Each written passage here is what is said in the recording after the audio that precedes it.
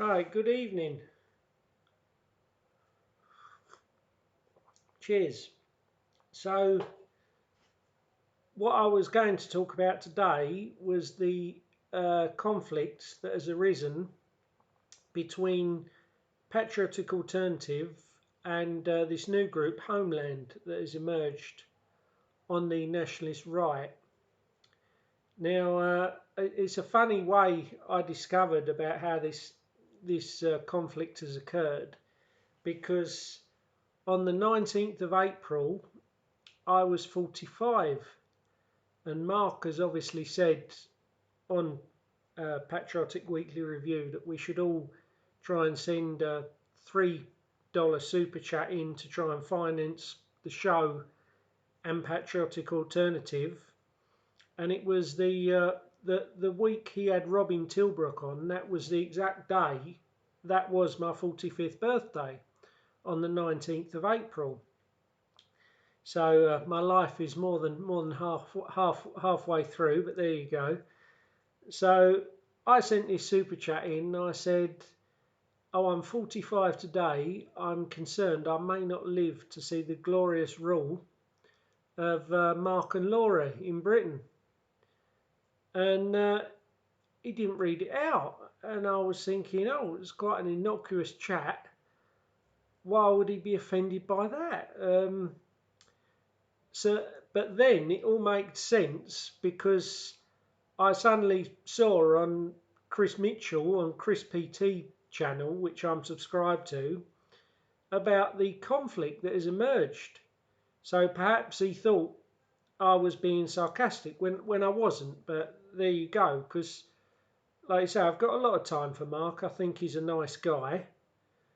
But obviously what this crisis, it seems to be about, is that there isn't enough progress towards Patriotic Alternative being a serious political party.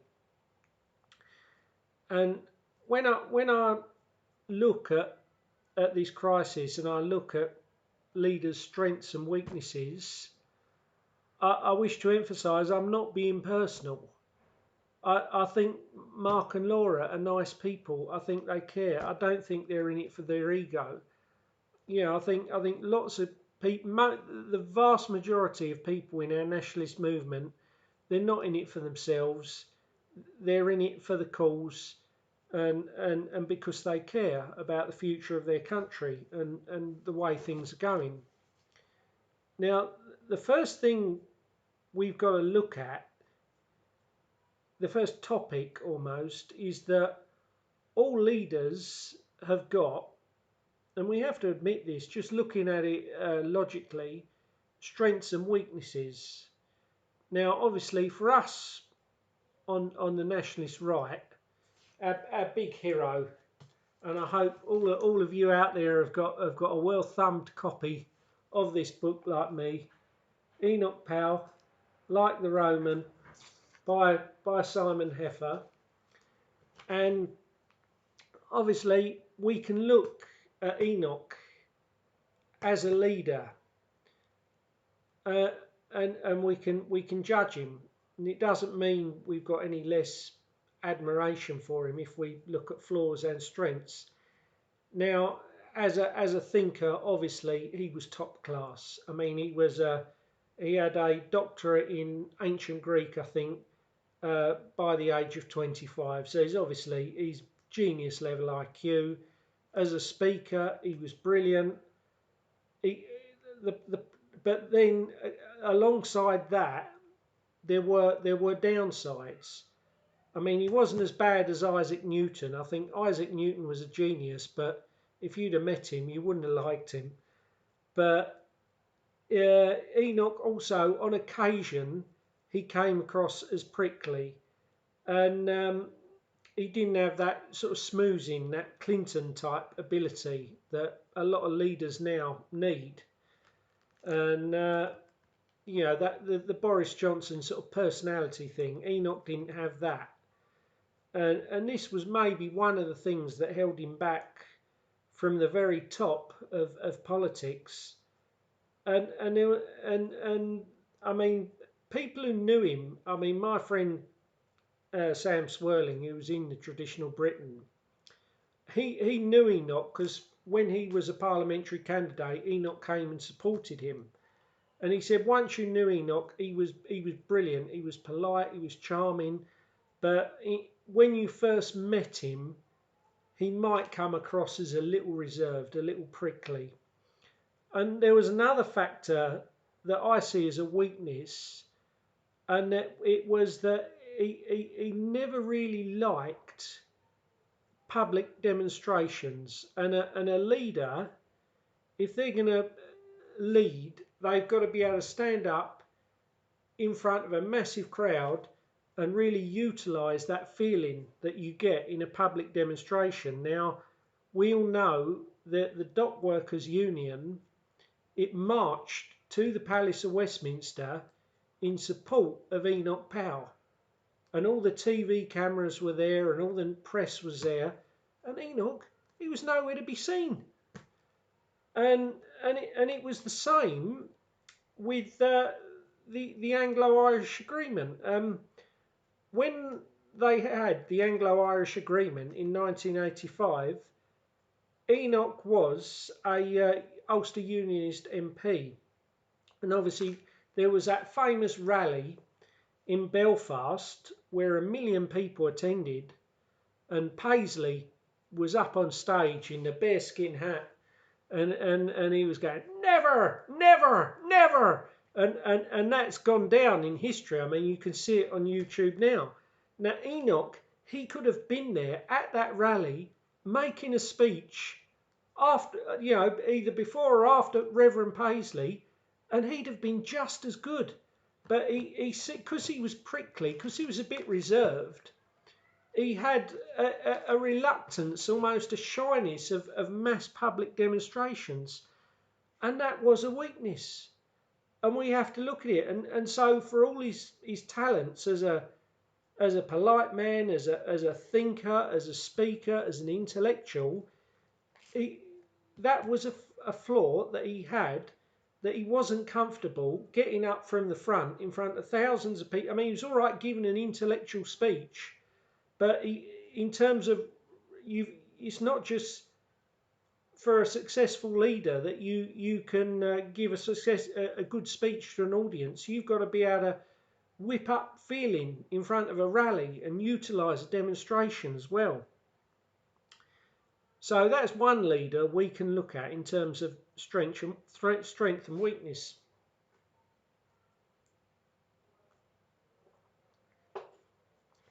And another leader we could look at would be Margaret Thatcher, who I met in 2005, and I said to her, may I shake your hand? Of course you can shake my hand, young man. And she gave me a little pat on the arm as well. And I wish I'd had a photo taken with her, but I didn't, because I thought it's famous people, wherever they go, they must get people asking for photos and selfies. Not so much then, but more now. So you don't like to keep bothering them with it. Now, in terms of Margaret Thatcher, we can look at some big achievements. There was obviously the retaking of the Falklands.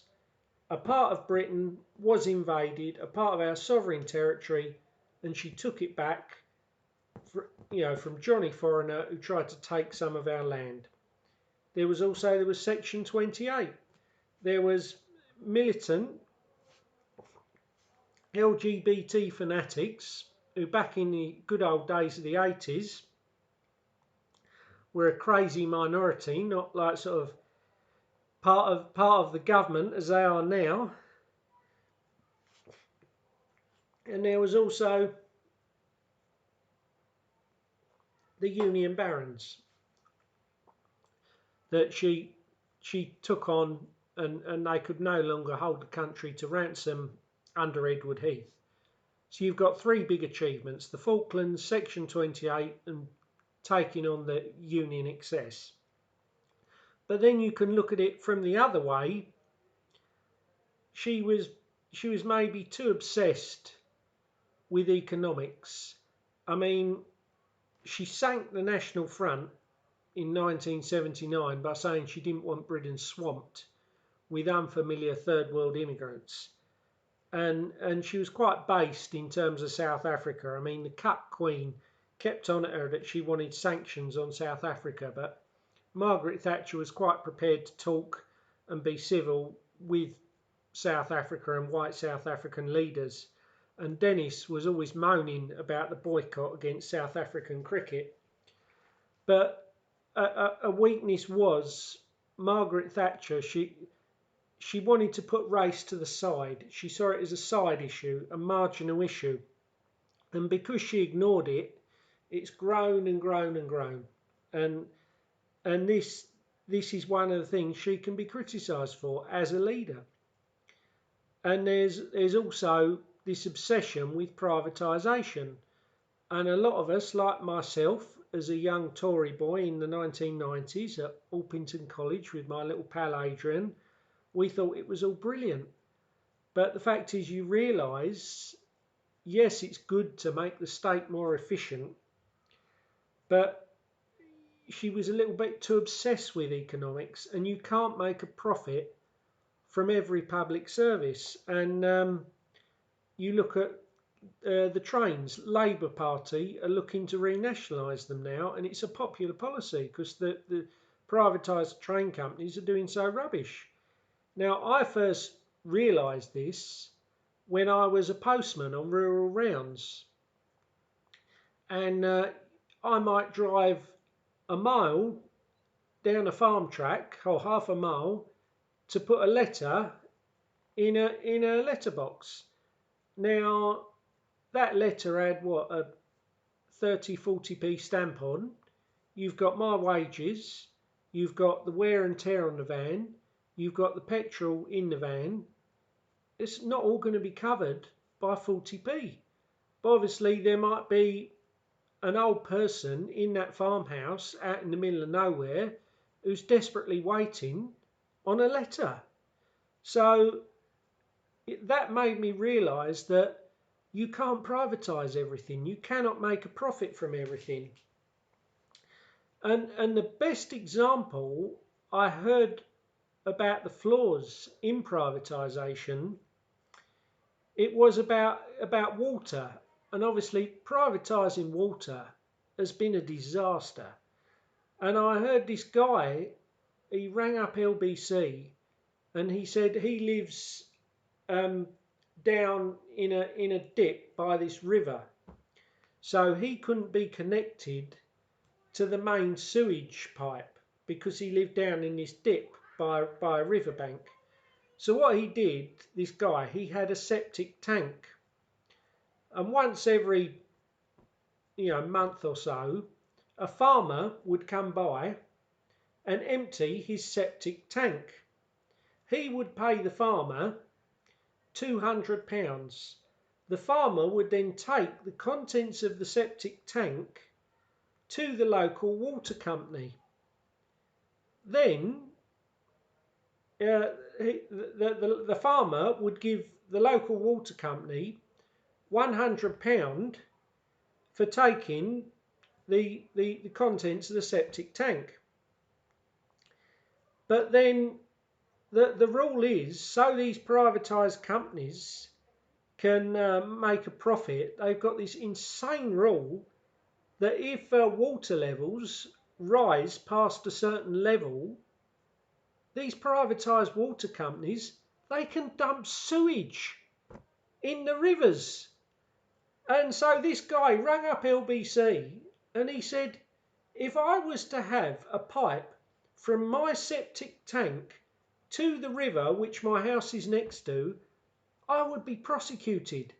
Yet I pay the farmer £200. He then takes the contents of that tank to a water company, pays them £100 to take it, and if water levels in the river are past a certain point, they can just dump it in the water.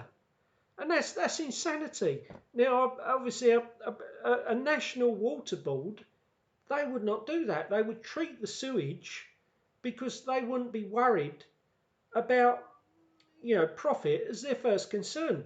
So certain things like the water, like the trains, like the post office, you've got to look at it objectively and say, you can't make a profit every time in every situation. It's got to be a public service. And so that is a criticism of Thatcher, that she was too short-sighted on that and she put race to the sidelines.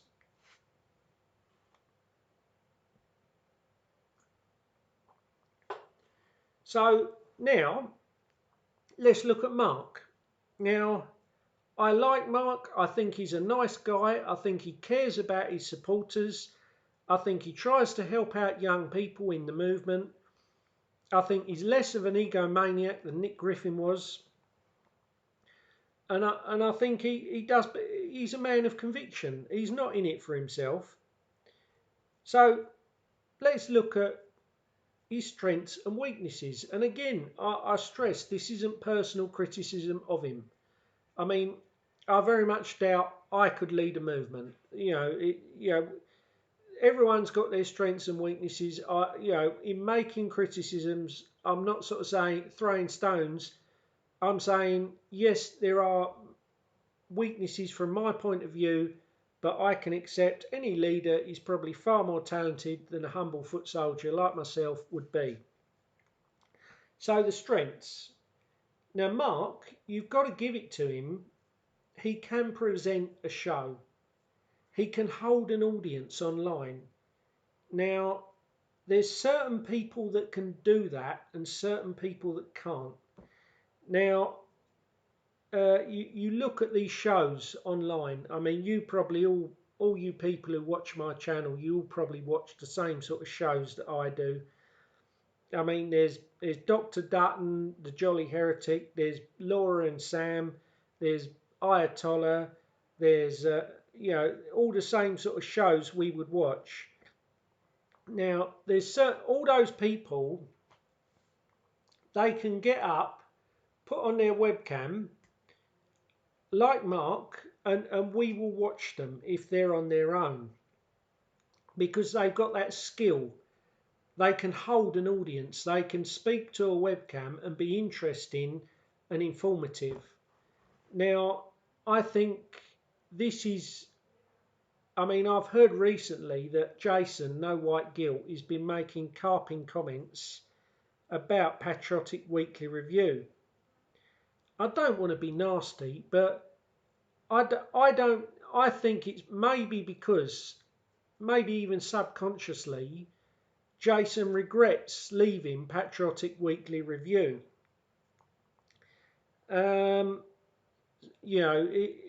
Because, I mean, let's face, if Jason was on with another person who I found interesting, I would watch. And I like Jason. I follow him on Instagram. I think he's a good guy.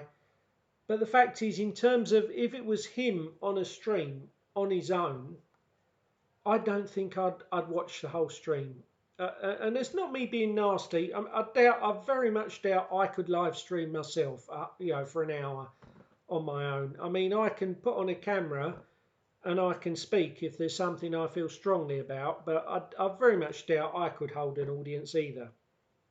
So that is one of the strengths that Mark has got, that he can hold an audience online on a show, which obviously, as most of us connect that way today, is a very important skill for one of our leaders to have.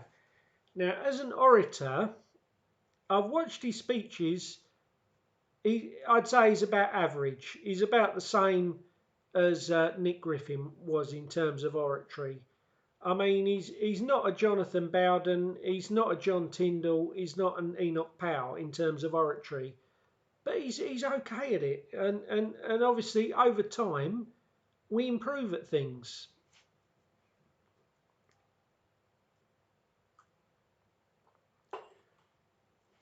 And Mark has told me that he does try and work on and develop his political skills. And so over time, all these things, he's going to get better.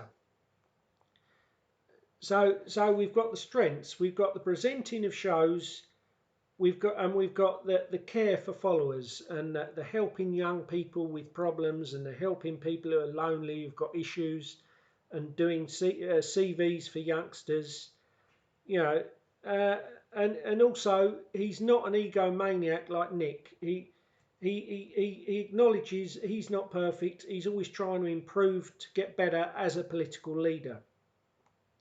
And another thing I've got to give him credit for is accessibility. Now, you can email people, and some people will reply, and some people won't.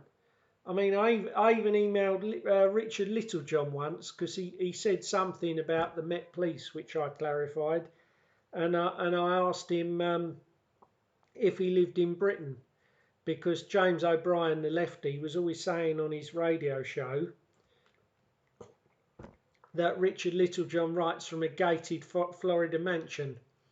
And Richard Littlejohn replied and said, you know, thanks for your email. And he said, no, he said, I do have a place abroad, but I live and work in London. Well, the thing is, if he was writing from Florida, I'd say good luck to him, you know, because you can write a column from anywhere in the world. But Mark is like that. If you send Mark, or Laura for that matter, an email, they will reply. Now, Dutton, if you send Dr. Dutton an email, he might reply, but he might not, especially if it's Claire Core emailing him.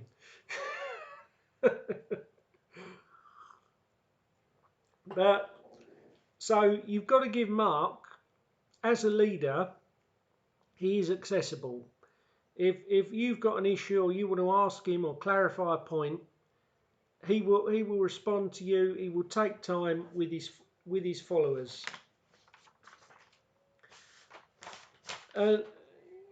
Now we've got to look at the weaknesses as well.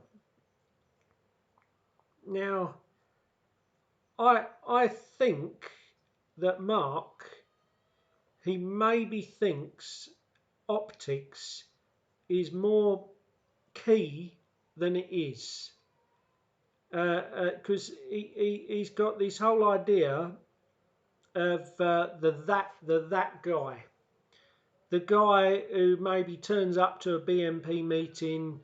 They've got tattoos, they've got a skinhead, a football shirt, a pint glass. They might drink a little bit much. They're a hard man, some rough and ready hard man. And he's not keen on the eccentrics. You know, the people like I've said in my other video, like the Reverend Papworth, who haunt these meetings, and they're a little bit eccentric, and they print their own news sheet, and they turn up in a scruffy old anorak. I mean, I remember Reverend Papworth, and there was another one. I remember he used to turn up to the Conservative Democratic Alliance, and he was called Slade. I don't know if anyone who watches this who was in the Conservative Democratic Alliance remembers. And Mike Smith, he used to really get on Mike Smith's nerves, but credit to Mike Smith, he didn't try and ban him. And I think he had these big sort of glasses and a big bushy beard and a big weird stare. And Slade and he used to always ask inconvenient questions to whoever they got the speaker. Whoever they got along as the speaker, he'd always ask some sort of funny question. And I've said about the Reverend Papworth, he printed his own magazine, the Fourth World Review, down in his house in Purton in Wiltshire. And he asked me for my name and address at a meeting once, and I gave it to him, thinking, oh, maybe he just wants to stay in touch. And then he emailed me his magazine for about a year. And I've told this story on the other stream. I was passing his house with a friend of mine, and we went in because I knocked on the door, went in, Reverend Papworth. Hello, nice to see you. We're just passing. And I said to him, trying to be nice, I said, oh, here, Reverend Papworth, thanks for sending me your magazine for a year. Here's £10. And I never even asked him to send me this magazine. He goes, that's for a year, is it? That's for a year? And so I had to give him another £10. But that's the sort of people, they will graduate towards our meetings. You know, we are a movement of people who are a bit eccentric, people who are a bit outlierish, people who will say what they think, and people who maybe less than many others, we're not so worried about what other people think of us. And so people who are even more eccentric than us will graduate towards our circles. And again, we're going to get people who are a bit rough and ready, people who are a bit hard. But with all this, with that guy, the hard man, with the eccentric, what destroyed the BNP wasn't some eccentric who printed his own news sheet. It wasn't some hard man with a skinhead and tattoos who'd had too many pints. It was Nick Griffin, middle class Nick Griffin, in his suit and tie, who failed to properly prepare for question time. That's what the point where the good ship BNP, which had been going up and up, suddenly plateaued. And then after that, middle class Nick Griffin in his suit and tie, he failed to step aside when the infighting broke out. So that's the point at which we started to go downhill. So this idea that, oh, if we clear out the eccentrics, if we clear out the hard men, nationalism becomes sellable. I think Mark is exaggerating the extent to which this will have an impact. And yes, how we present ourselves does matter. I mean, it's not good if we come across as too crazy or too, obviously we don't want to look thuggish. But, you know, there's two parts to this as far as I'm concerned. There's, I mean, there's the presentation part, and there's the ideas part. So it's not just the one part. It's not just the image. And what rose my hackles on this was when Jodie Kay first came to the movement. Mark sort of rolled out the red carpet for her because it was a nice middle class girl. And then one of the things he said, oh, Jodie Kay, she wouldn't have felt comfortable in a traditional backroom BNP, pub backroom BNP meeting. And that rose my hackles because that was like, what, so none of us were socially skilled enough or to interact politely with your middle class yoga princess. Now, I'm sure Jodie is a very nice girl, but because Mark did this, because he rolled out this red carpet and someone who was new, he pushed her up high ahead of people who'd been around for years. That sort of raised the hackles of some of the people who'd been in nationalism for a long time.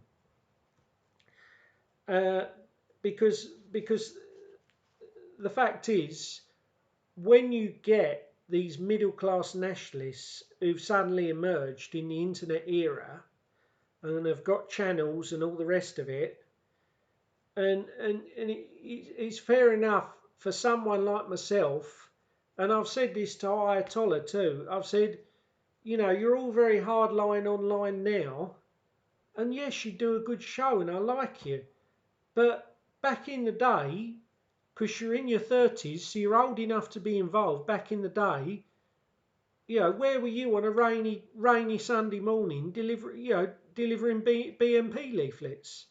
So there was this divide between the sort of the new internet era nationalists and the people like myself who were involved back in the day before the internet. And there's all these people coming in saying, oh, I'm a hardline nationalist and all that. Like, well, have you ever delivered a single BNP leaflet? Have you ever gone to a single Conservative Democratic Alliance meeting? Have you ever gone to a single Traditional Britain meeting? Have you ever gone to a single Swinton Circle meeting with the late, great Alan Robertson? And if the answer's no to all that, then people like myself, we will have a suspicion, oh, are you doing this for attention in the internet era? Because Jodie Kay, she didn't make it any better, because she said, I mean, she was someone who wanted to be a famous singer, and she never succeeded. So she sort of said, oh, at last I found the audience I've always wanted. And fair enough, if her first priority is her singing career, that's not a problem for me. You know, I can't expect everyone to be a political anorak like me, that politics is their number one priority in this. So, but the thing is, it was an error on Mark's part to put someone to the top as a leader if politics isn't their first priority and if they haven't got a history in nationalism. And I can't just criticise Mark for this, because Nick Griffin did this too. I mean, he took Richard Barnbrook, who'd been in the Labour Party right up until 1999, and so he was a failed Labour Party politician, and he made him our candidate for the London Assembly. And then he got on the London Assembly, then he fell out with Nick. Then what he could have done was stood down and given his seat to Eddie Butler, his number two, without a by-election, and he didn't. He hung on as an independent for the money. So all the work that me and thousands of other activists did for free, going out leafleting to get this man on the London Assembly, it was wasted. And why was it wasted? Because Nick had chosen someone with no history in nationalism and put them to the top. And I mean, I know from a leader like Mark's point of view, it must be nice to see a new follower who isn't typical, who isn't your sort of football, beer and tattoos type guy, who isn't your eccentric in an anorak who prints their own news sheet. But I mean, the thing is that, as I said, there's two parts to this. And if we look, let's look at the most successful right-wing politician, whether we like it or not.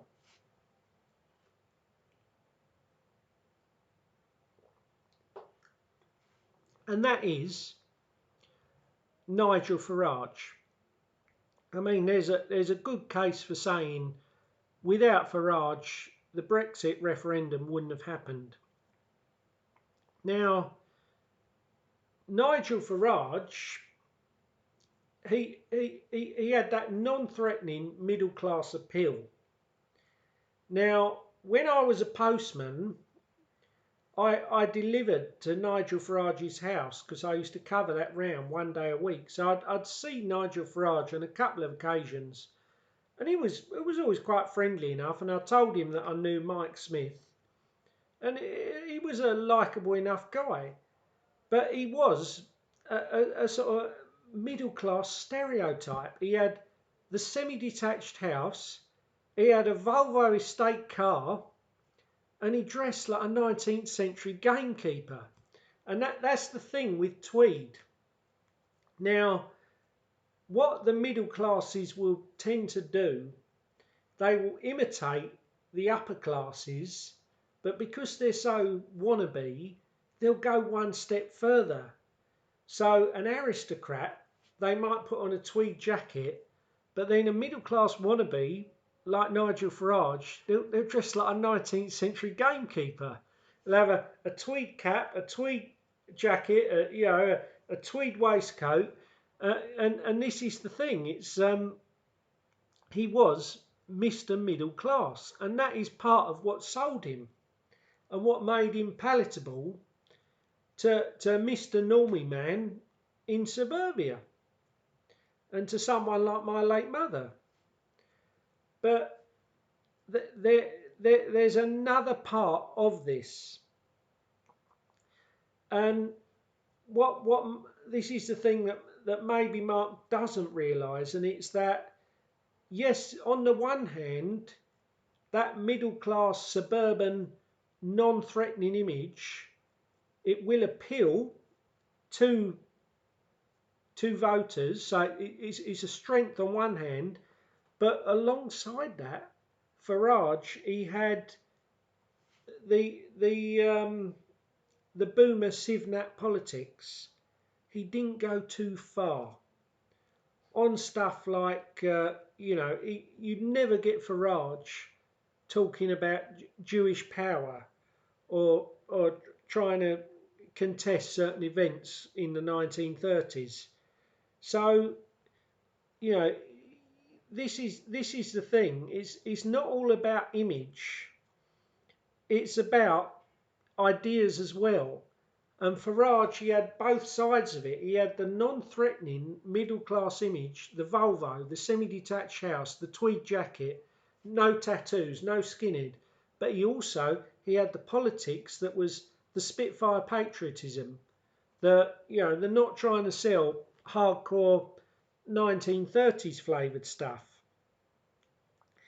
And I say this is maybe, if I was going to criticise Mark, and it's not a personal criticism, it's a political criticism, it's that yes, you can have the middle class optics.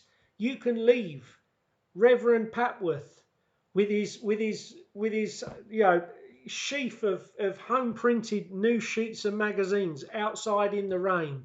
You can leave the football hooligan with the tattoos and the hard man and the skinhead and who drinks too much. You can leave him outside in the bar, and you can have in that pub back room, you can have a room full of Jody Kays and nativists, middle class, respectable nationalists. But if you've still got the other 50%, which is the hardcore 1930 style politics, you're still not going to win.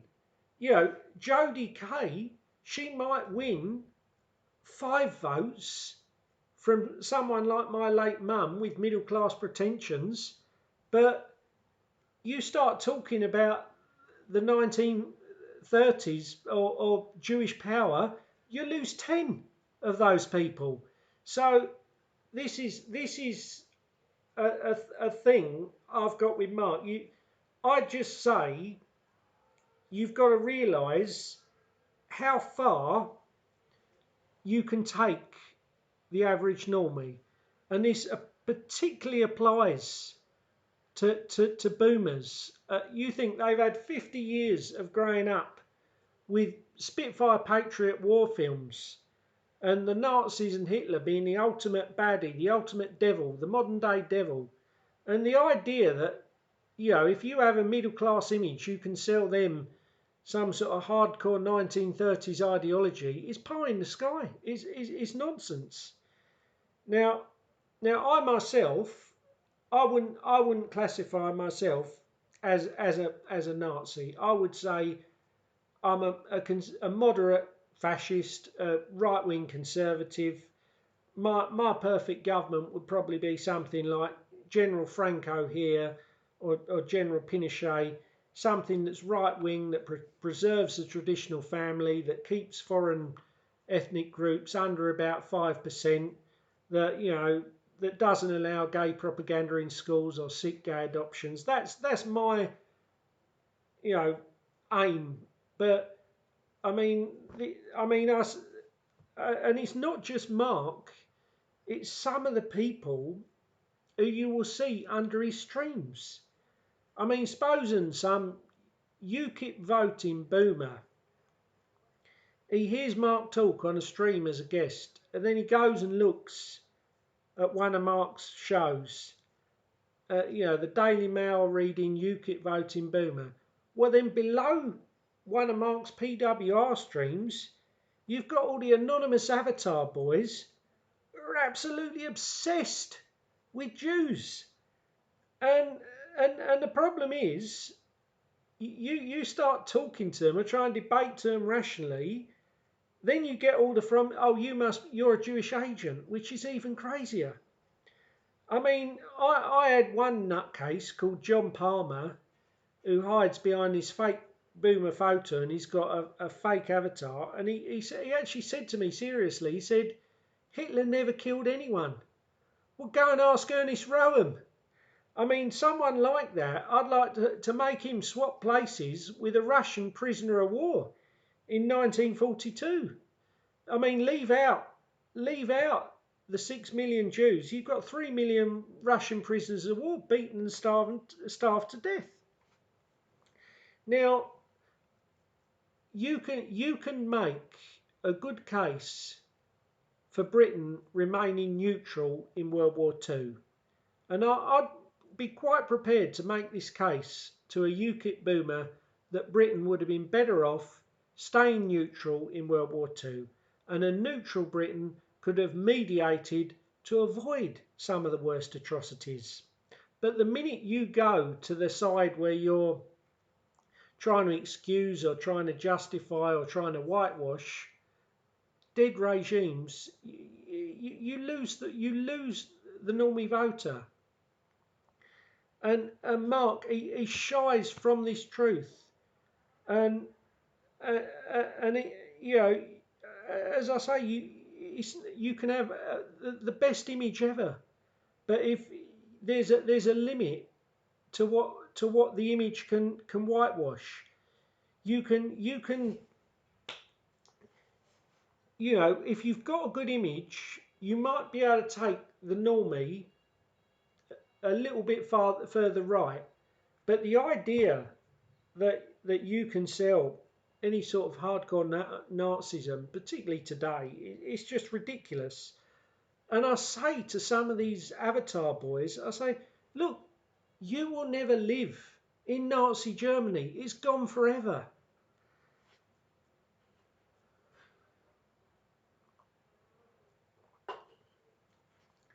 Now, in terms of this, I would say, you can criticise Jewish people. You can say they are majority left wing. You can say, they're overrepresented in certain places like advertising and Hollywood, and because they're majority left wing, they're going to bring a majority left wing perspective to it. But saying Jewish people are overrepresented in advertising, well, that's like saying black people are overrepresented in football, or Chinese people are overrepresented in restaurants and gambling, or Hindu people are overrepresented in corner shops. Certain races will graduate to certain professions that match their innate characteristics. So yes, you can criticise them like you can the LGBT lot, but this is how I would view Jewish people. That the majority may be left wing, but that doesn't mean you've not got a minority of good right wing ones who we can accept and even have as allies in our movement. And yes, you can say to left wing Jews, why are you allowed to have an ethno-state with a policy based on race and white people aren't? Israel has got an immigration policy based on race. Well, if it's good enough for them, it's good enough for us. So, this is the thing. And regards the Holocaust, I mean, I would just say to any nationalist leader, I'd say just leave it the hell alone. I mean, all it did for Nick on Question Time was totally undermine him. Now, I would say with this, what the best response is, yes, it was 6 million, but it was one of many tragic genocides in history. And Stalin killed 12 million and Mao starved 50 million to death. So when they start doing a Piers Normie Morgan and saying, oh, it's the worst atrocity in history, then a far more powerful response than saying, oh, it wasn't 6 million, is to come back and say, why are dead Jewish people more important than dead Russian people or dead Chinese people? And that's the way you come at this. And I think Mark, he can't leave this alone in a way. He's a little bit too dogmatic about this.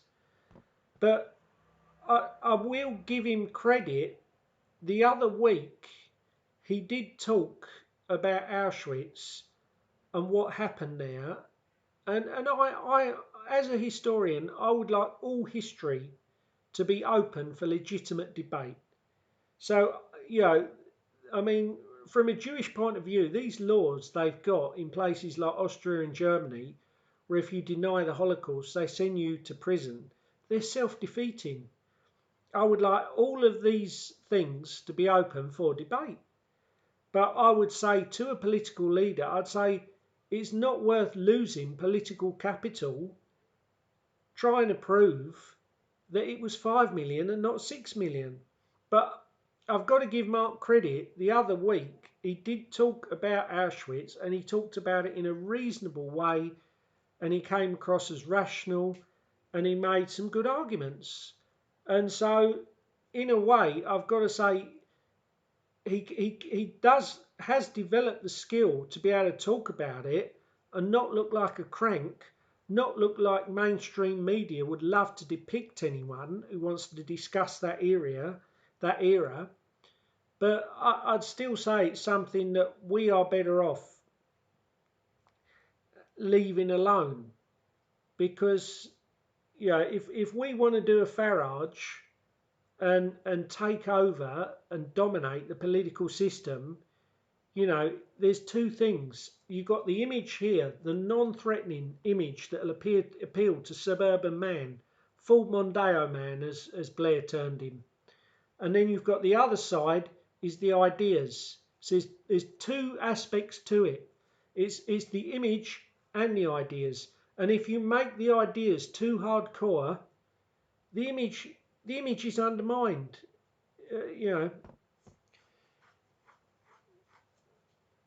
And this this is one of the reasons why the EDL was such a stupid organisation, because little Tommy Ten Names, he had really watered down, Sivnat, cucked political positions, but at the same time he then had the bad image of football thugs and people with tattoos and skinheads scrapping in the street. So Tommy, what Tommy Robinson has done, he's done the opposite of Mark.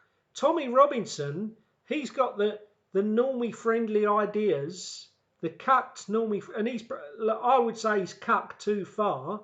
He's got these cucked liberal ideas, but then he's ruined it all with his image of when he has a rally and people end up fighting in the street.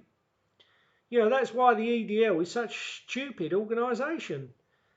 And I think Mark is right to stay firm on this, and yes, Mark has every right to criticise Jews, but then if you go to the extent where you're talking about Jewish power and Jewish plots, it's something. It's too hardcore. Any normie, any suburban middle class normie, 9 to 5, they will run a mile from anything like that. Anything that's got a 1930s flavour. It's like, I'm opposed to the LGBT agenda. I would say most LGBT people have got a chip on their shoulder and use it as a victim identity. But then it doesn't mean that someone who is that way, who is based and on our side, like Martin Webster, we can't accept them. And the same should be our approach with Jews. Yes, most of them are left wing, but some are okay, some are based.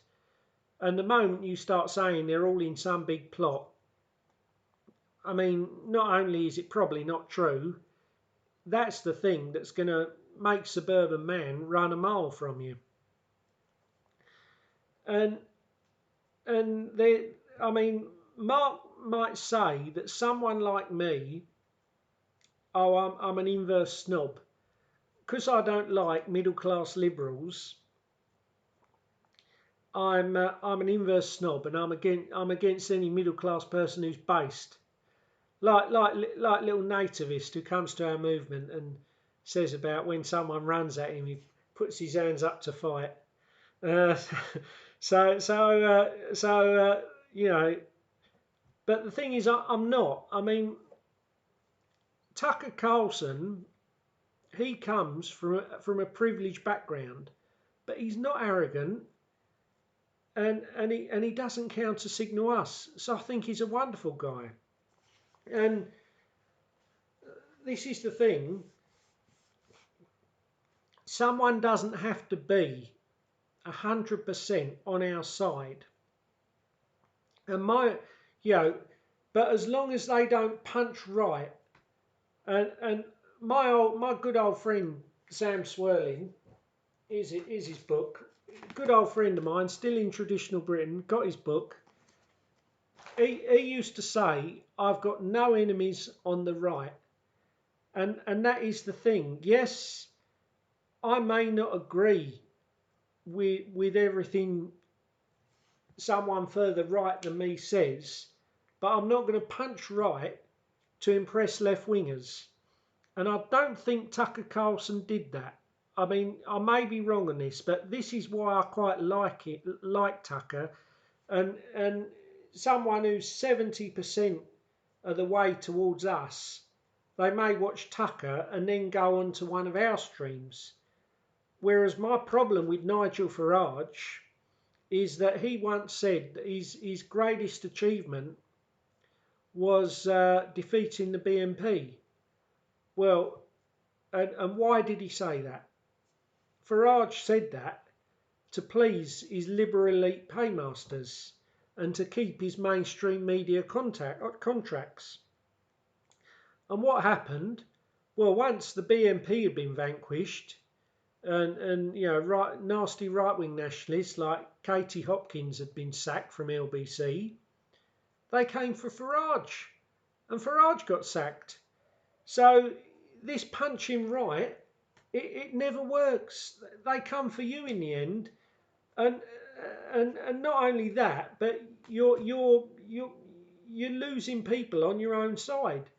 Now, someone can be more right wing than me, and I might argue with them, I might criticise them, but I won't criticise them or virtue signal against them to impress someone in the liberal elite, someone on the left.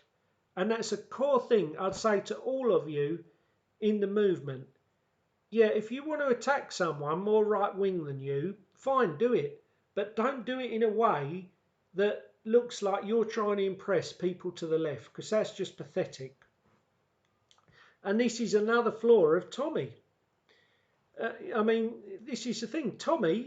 Little Tommy 10 names with his English Defence League, he was always criticising the BNP as evil Nazis, evil fascists and all that.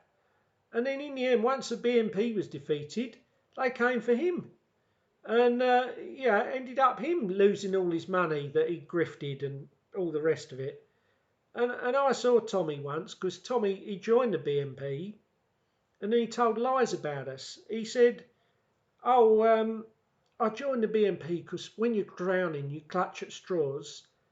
And then he said, I joined the BNP, but then he was like, why aren't all the black guys allowed in?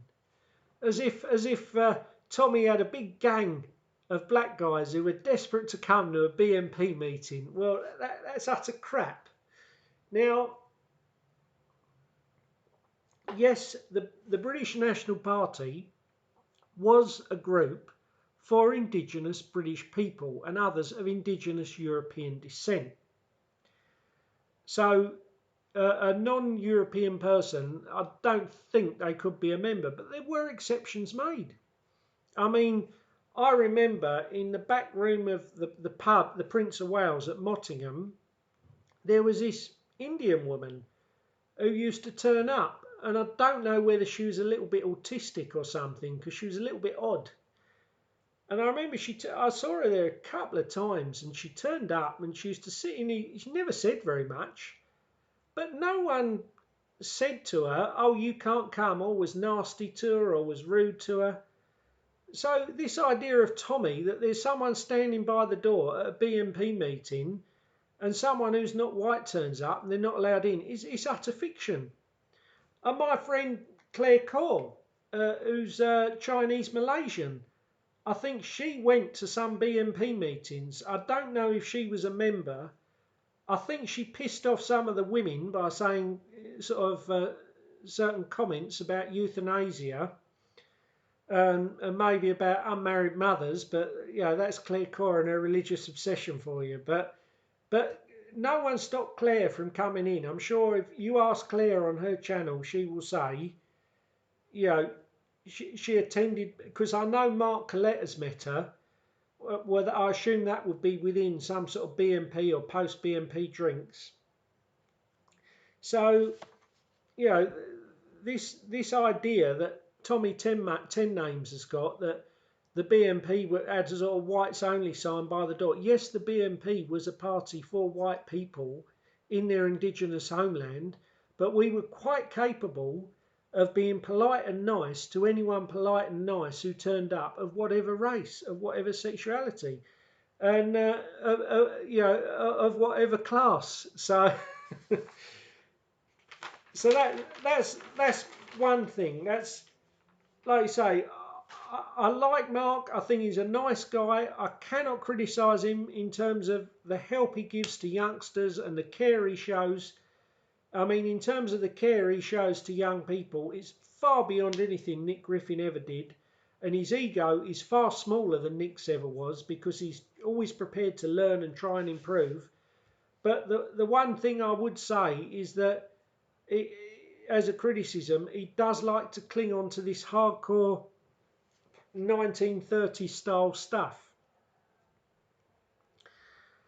And whatever image you have, you can have a meeting without a single eccentric, without a single hard man, but that hardcore stuff's going to scare the middle class suburban voter off. I mean, it does make sense in a way to go for that voter, because things have changed, and the old industrial working class, it doesn't really exist anymore. I mean, this is why I don't know if any of you remember Tony Blair, the Ford Mondeo man, and he went round. He was out canvassing. He went to this guy who was polishing his Ford Mondeo on his drive, and then he said, "I've made some money. I'm going to be voting Tory now."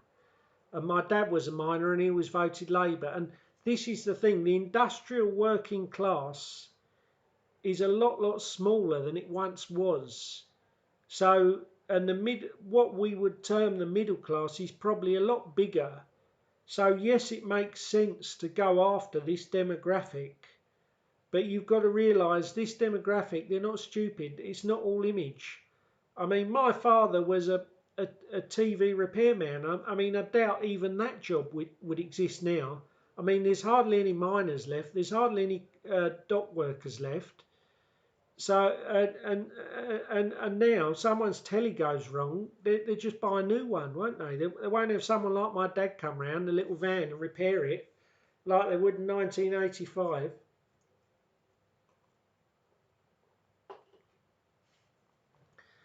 Now,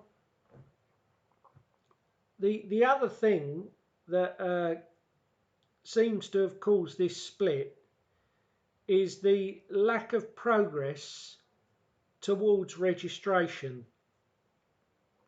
And registration, this is something I'd say to Mark, it's vital. You cannot say that registration is a minor thing. It's it's something we must get done. And one thing you can say for Kenny Smith, even if you can say he's not as good at presenting streams as Mark is, even if you can say he's not a great leader as Mark is, he knows it's key.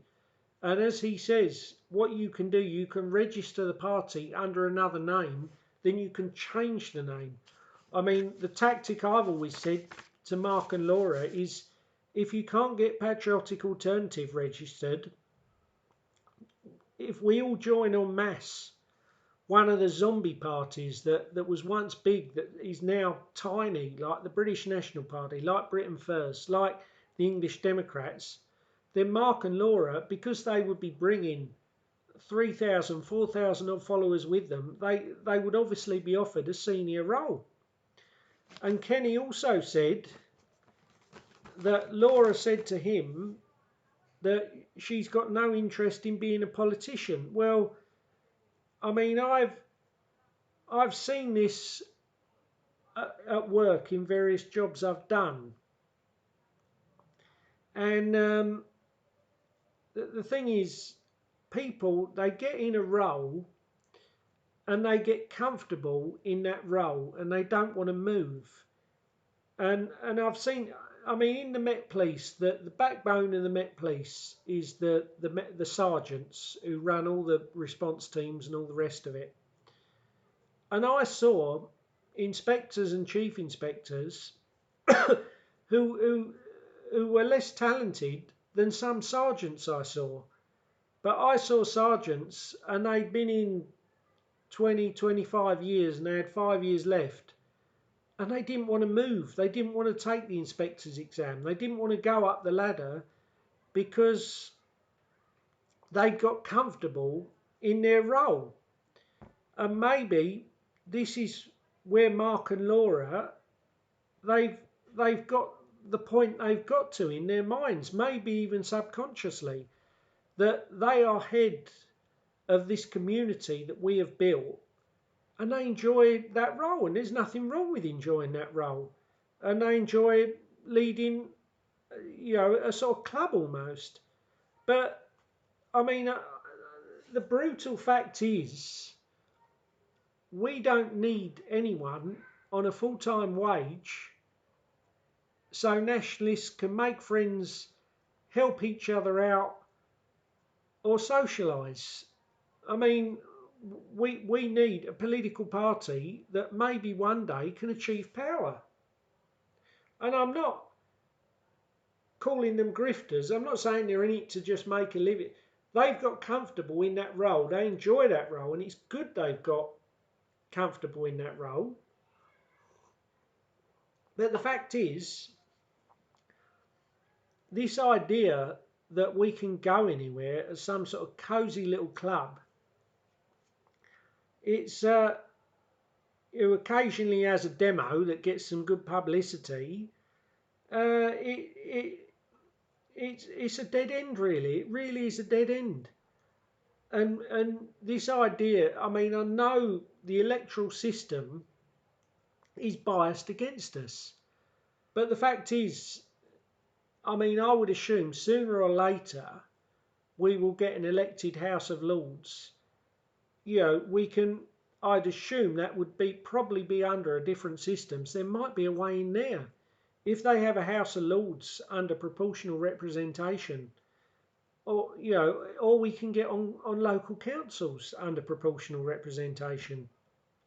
So, I mean, the end point of this idea that we can be a little community, a little group, a little group within England that can just hold ourselves apart. But the fact is, it's a dead end, because here's a book, Waco. That's what happens. That's what's going to happen. If we think, well, we're never going to achieve power, so we're never going to stand for election or make any attempt to get power, we'll just go somewhere, buy up a load of land, cut ourselves off. Well, that's what happens. You cannot, you know, pretend power doesn't exist. You've got to try and get power, because you try and cut yourself off, they come for you. And they might not even have anything against you, but they'll make something up. Now, so this idea that we can cut ourselves off, it's naive at best. And Kenny maybe has a point that, you know, priority number one is to be a registered political party and be part of that. And until we get that, we're not really going anywhere with an end goal that's sustainable. Now, another conflict that came up was Mark and Laura on the vetting, and uh, this was a thing. It was, I think they said that Kenny insisted on a higher level of vetting in Scotland. Well, I mean, I tend to go with Mark and Laura here because I remember when I was in the BNP, there was a woman, Rowena, who was dropping off some leaflets at my house one night. And my dad wouldn't have minded, but my mum, she believed all her rubbish in her Daily Mail about, oh, they're football hooligans, they're thugs, all this old nonsense, all this sort of boomer Sivnat nonsense. And I said to her, oh, some woman's, Rowena from the BNP's dropping off some leaflets for me. I'm not having some fanatic from the BNP in my house. So I was quite embarrassed. This poor woman, Rowena, I had to go out and meet her on the driveway and get the leaflets from her. And luckily, she didn't ask to come in or expect to come in. She just dropped the leaflets and went. But if you have a vetting where you have to go in everyone's house, if you get a young person, and what you've got to remember is today with property prices, a lot of young people, they're going to be living at home till 25, 30, you're going to lose them. If it's like, oh, we have to come in your house, well, if one of their parents is a little bit hesitant or a little bit anti, that's them. They can't get involved. That's a man you've lost. So, yes, it's good to have a level of vetting, but you make it too tight, it becomes inaccessible. I mean, I've told the story on here before about my pal Adrian from the Conservative Party, and I brought him along to a BNP meeting where Nick was speaking because he asked me about the BNP. So I was like, well, come along, see what Nick's got to say. And this is the thing. If back in the day, if you knew someone and you could vouch they were all right and you remember, you could bring them along. And if you have a system where it's, oh, no one can come along unless they're vetted, you lose that accessibility. So I think on this point, Mark and Laura are right because, I mean, the fact is, particularly nowadays, a lot of people will have normie jobs and that can just sack them straight away if they're a nationalist. I mean, I know this more than anyone. I mean, I got sacked from the police because outside work in my own time, under a false name on Facebook, I criticised police joining in gay pride parades as narcissistic attention seeking and said the taxpayer shouldn't fund virtue signalling, and I clicked like on the Traditional Britain group. And that was enough to see me, you know, after a year on suspension on full pay, sacked. And because someone, Paul Blur of Bromley, who was a grass, he saw that on Facebook. He went into my Facebook and he screenshotted it and sent it to the DPS. So I know that any involvement with nationalism, even if you never mention your views at work, it will get you sacked. So if you make the vetting too hardcore, people who've got normie jobs and mortgages as well, they're going to get nervous. They're going to back away, and we're not in a situation where we can turn people away.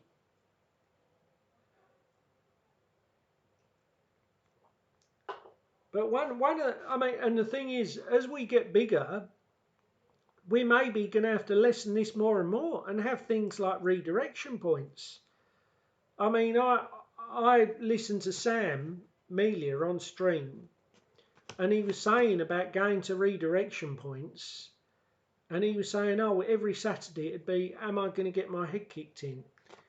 Well, the fact is, redirection points is something you've got to have if you get big, and there's no way around it. I mean, I delivered BMP leaflets, and every time you put a leaflet through someone's door, you know you could well have some nutter come out, some left-wing nutter come out with a baseball bat and try and attack you.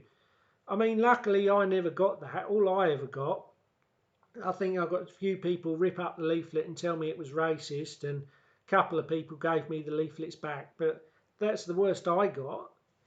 And I'll give you a little analytical story. My first ever time on my own as a policeman out on the street, and I was in Paddington Police Station, and the day you get approved for, it's called independent patrol status, and my sergeant, Baden Marshall, he said to me, right, I'll give you something really easy. Walk from Paddington Police Station down Edgware Road, go in a shop and collect some CCTV and come straight back here. That's easy enough. So I put on my wooden top and I strolled down, radio on, truncheon, all in place. And so I'm walking down Edgware Road. Oh, I'm a police officer patrolling on my own. This is good, this is good.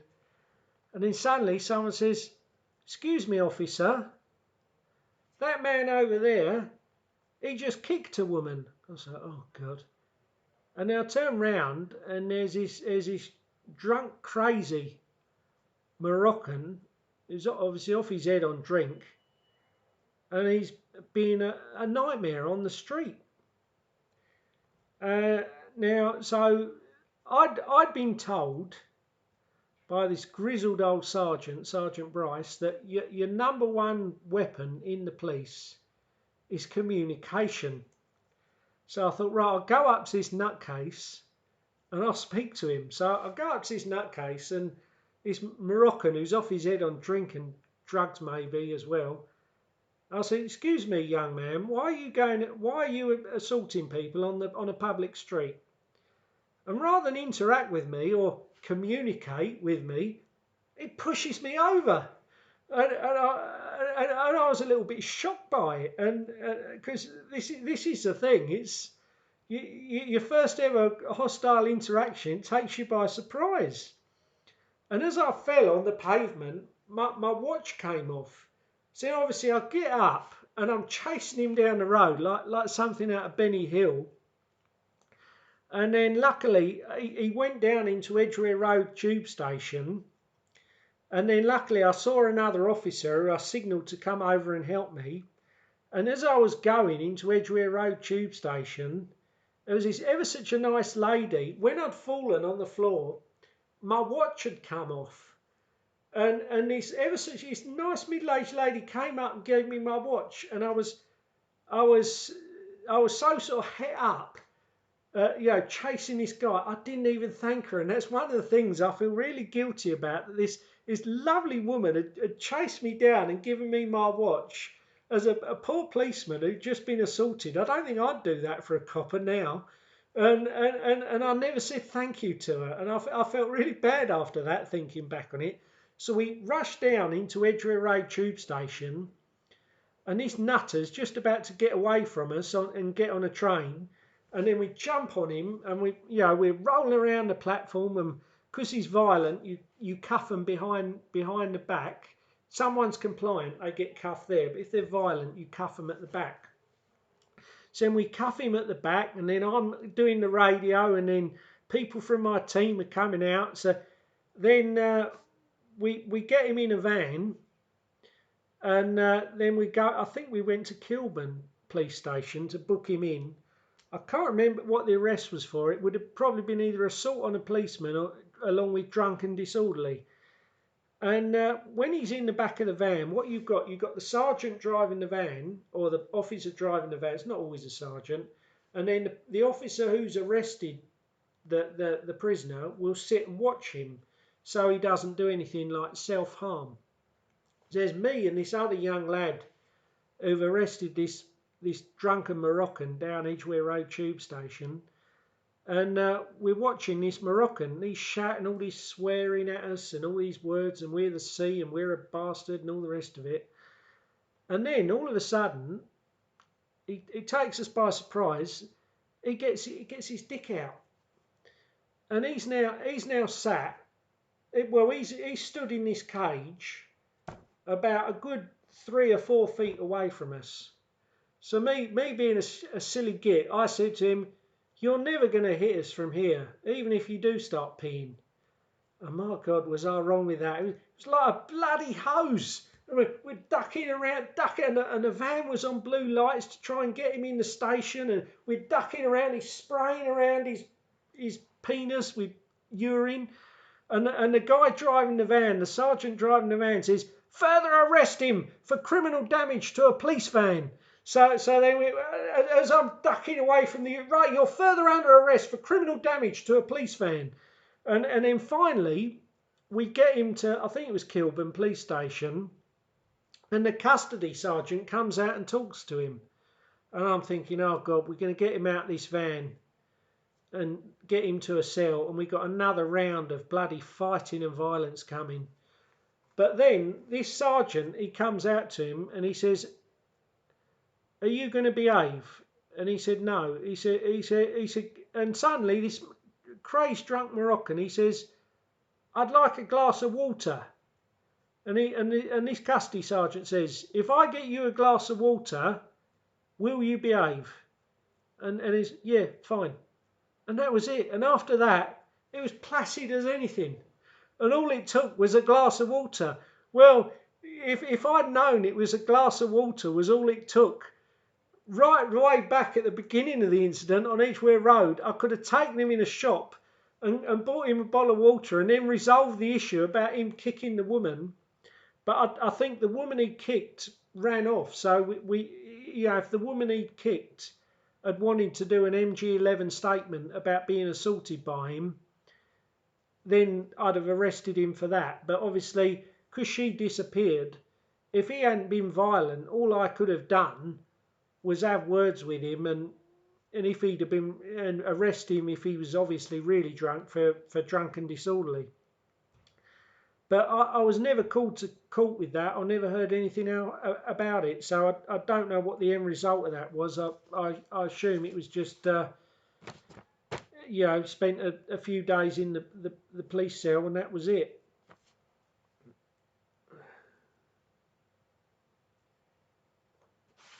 But amusing story as that is, I mean, one I cannot complain about being assaulted walking down Edgware Road, because the fact is I signed up for the police. I joined the police. So I can't join the police and then say, "Oh, some horrible drunken Moroccan pushed me over down Edgware Road. Oh, it's terrible." Because I signed up to deal with, violent incidents like that.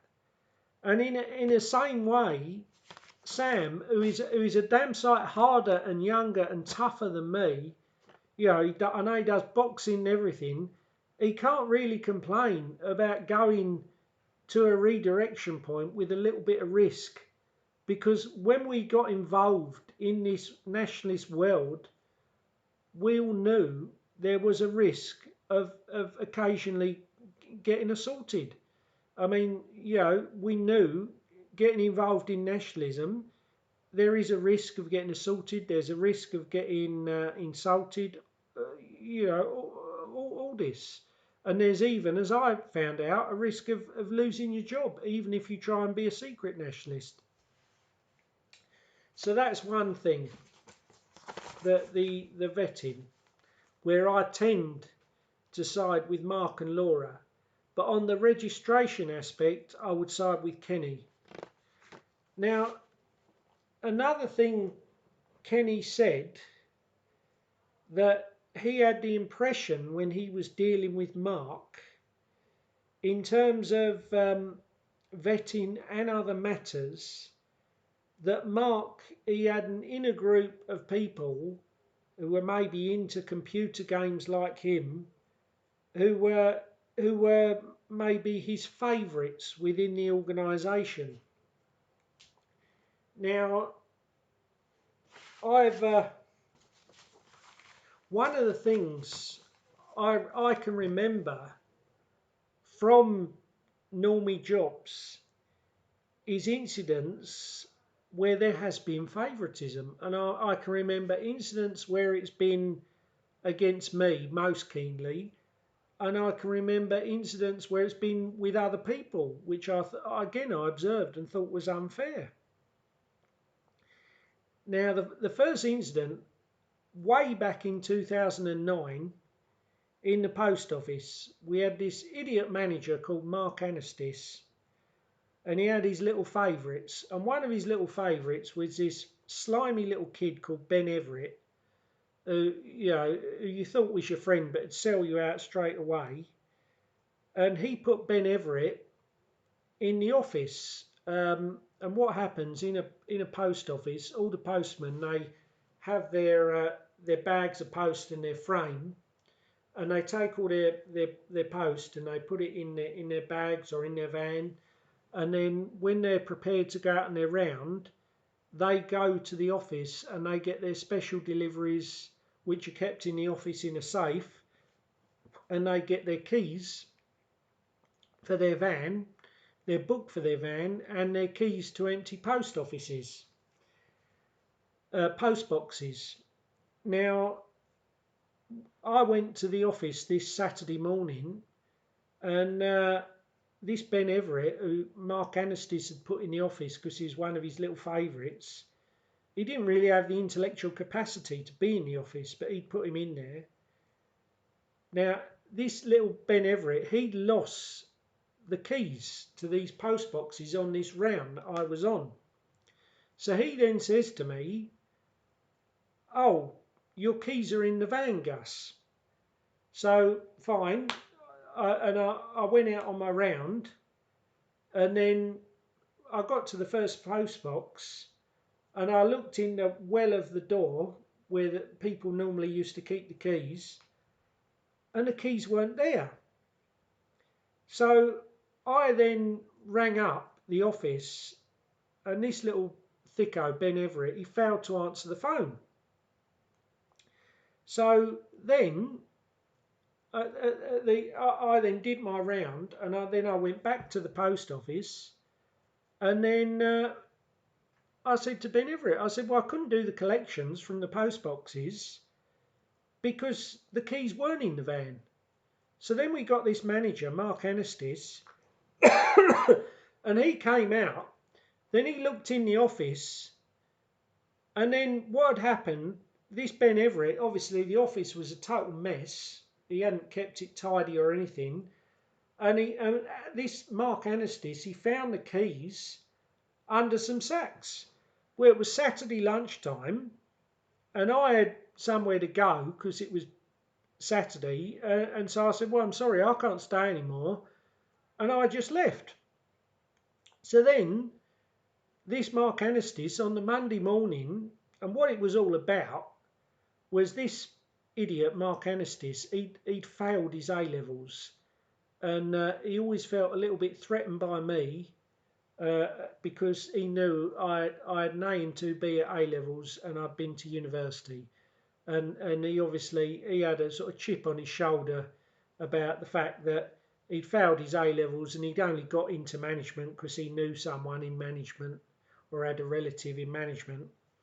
So then Monday morning he calls me in the office, this ginger idiot Mark Anastis, and he puts the whole blame for the incident on me. And little slimeball Ben Everett, he then says, oh, I said the keys might be in the van. Well, no, he didn't. He told me my keys were in the van. So I said to this Mark Anestis, I said, well, because he wanted to give me a 2-year serious warning. I said, well, first of all, Ben Everett lost the keys. Ben Everett told me the keys were in the van. And Ben Everett, he failed to answer the phone when I rang up about the keys. So it's 3 things that Ben Everett did wrong. So surely, if this is fair, you give me a 1-year warning for not doing the collections and Everett a 1-year warning for creating that situation. But he put it all on me. Now, I don't have a problem being told off when I've done something wrong. And we had a manager before, Paul Skitch, who was a lovely guy. Now, occasionally I'd do something wrong, I'd make a mistake, and Paul Skitch, he'd give me a bollocking. And fine, I've not got a problem with that. But you think this incident with Ben Everett and Mark Anestis, I remember it with indignation, even though it was all the way back in 2009, because I had the perception that I was treated unfairly, that I was 50% responsible for an incident and 100% of the blame was put on me. And Mark Anestis, he knew me for years after that, and he said to me, "Oh, after my father died, and he was nice to me. He said, 'Oh, your father died, and I was really nice to you.' And I brought this incident up again, and I thought, you do something like that. As far as I'm concerned, you're scum. I don't want anything to do with you. It doesn't matter how nice to me you are." For years after, I still judge you that way. And this Anestis, he was a silly man, because what he did, he tried it with this Spanish guy called Harvey, who was a little bit more passionate than me, because I was going to fight it all the way. And John, the union rep, who was a nice guy, John Istis, lovely old guy, he said to me, "Look, just leave it, Gus." He said, just take the 2-year, rather than fighting it and, creating yourself loads of stress and hassle over it, just take the 2-year serious and be careful from then on. But this Mark Anestis, he tried it again with this Spanish guy Harvey, and this Harvey, he came up to the Biggin Hill post office with a can of petrol and said he was going to burn the whole place down, and he hated Anestis, and he was going to kill Anestis in a fire. And I don't think the petrol can actually had any petrol in, but Mark Anestis called the police, and obviously after this, Royal Mail, they moved Anestis away to another office. Because, there was another incident. This Ben Everett, he touched this Ricky bloke who was shortish, and he had a thing, he didn't like being touched. And then there was created a massive dust up in the office. And Mark Anestis, he just brushed that under the carpet, dealt with it, told Ben Everett off.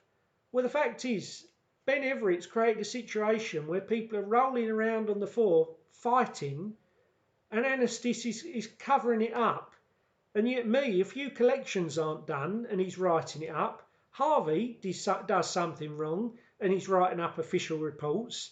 And in the end, because Biggin Hill was quite a small, intimate office, they had to move him. I think they moved him down to Sevenoaks, because this is the thing. If you're a manager and you've got favourites, it really annoys people. You think 2009, this incident, and I still get annoyed if I think about it today.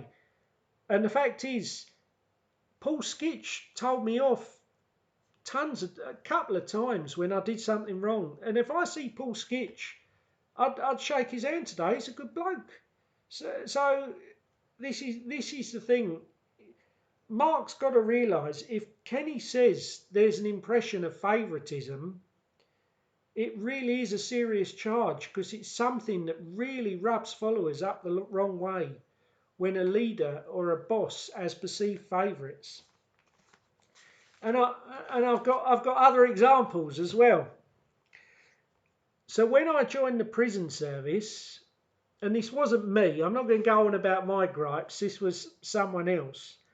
What we used to do, we trained at Wandsworth, and we used to go in the prison itself to do the control and restraint training. So we do the academic classes in a classroom, and the actual control and restraint training where you learn the arm locks and stuff like that. So when two prisoners are fighting, officers would dive in, separate them, and put the prisoners in arm locks with an officer there, an officer there, an officer on the head.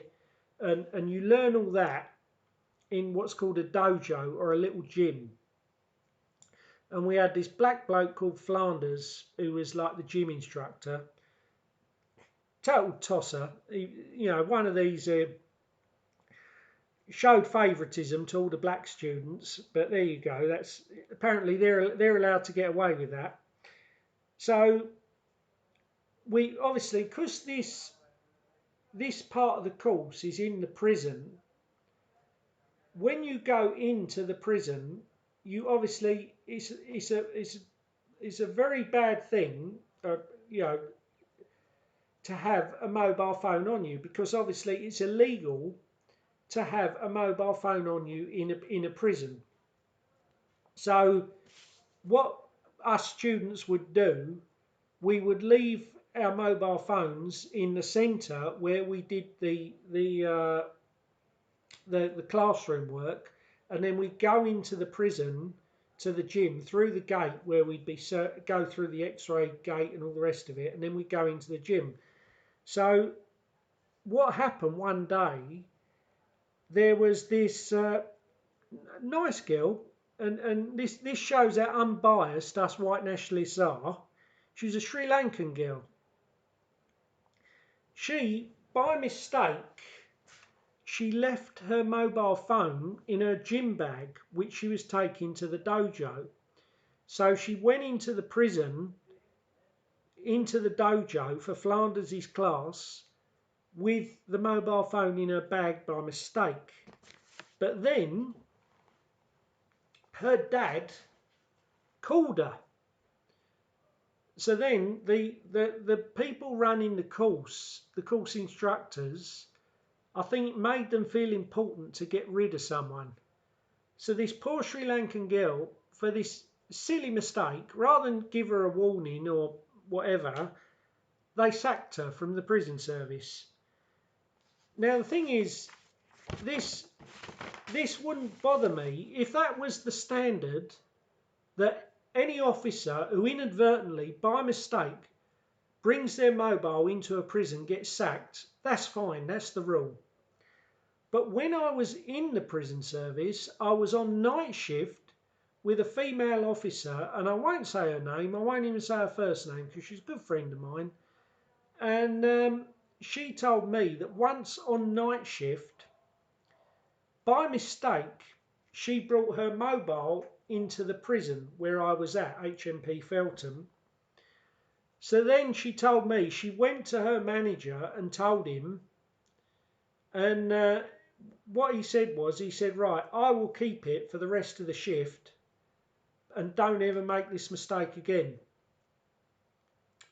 And I really didn't like that, because not that I wanted my friend to get sacked, who I was in Feltham with, but I thought that the new joiner, the Sri Lankan girl, she should have got treated exactly the same as the girl I was working with when I was in the prison service in Feltham did. So you can't fire a new recruit for making a mistake and let someone who's been in 3 or 4 years get away with that same mistake. And I remember this because this is an example of unfair treatment. They've either got to have a rule. If a prison officer brings a mobile into a prison to give to a prisoner, that's obviously corruption. That's a whole different ball game. That's something totally different. That's criminal. But if a prison officer inadvertently in their bag, they forget their mobile is there, they bring it in, it's either everyone gets fired or everyone gets a warning. You can't have it, oh, someone who's been in 4 years, they get away with a warning because they know the manager, and some poor Sri Lankan girl who's just joined, they get sacked. because all the course instructors, it makes them feel big and powerful to sack someone. So that again is an incident of favouritism.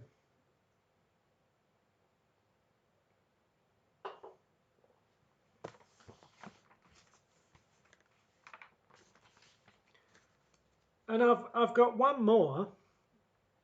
I thought I'll go through every job that I've ever been at with incidents of favouritism. When you join the police, you do a coach patrol of, I think it's either 5 weeks or 4 weeks, where you will go on a team and you will learn how to answer calls, how to deal with calls with a mentor. And when I went on the coach patrol, one of the things you do, it's not just dealing with incidents. Afterwards, you've got to write them up on computer. There's in the Met they have CRIS reports for crimes, they have CRIMINT reports for criminal intelligence, and they have Merlin reports for vulnerable people or domestic incidents.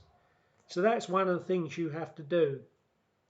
And because I'd never worked in a job for years where I'd used computers, I'd been a teacher for a year in 2003, a postman for 9 years, and a prison officer for a year. And none of these jobs I would use computers daily. So it was a whole different world for me.